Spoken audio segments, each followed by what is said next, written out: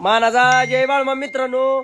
तर तुम्हाला तर माहितच आहे, आज आपली गाडी आदमापूरला चाललेली आहे आणि गाडी बांधायला लागलेलो आहे मित्रांनो.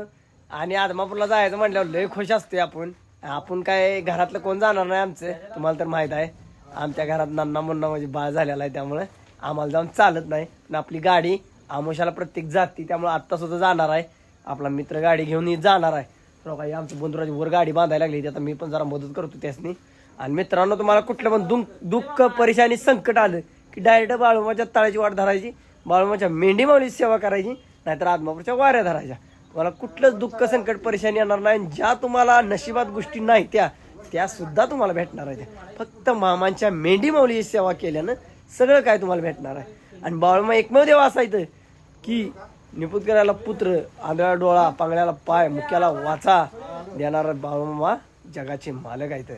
त्यामुळे तुम्ही बाळूमाच्या मेंढी माऊली सेवा अवश्य करा आणि आदमापूरच्या वाऱ्या धरा. तुम्हाला आयुष्यात कधीच काय कमी पडणार नाही.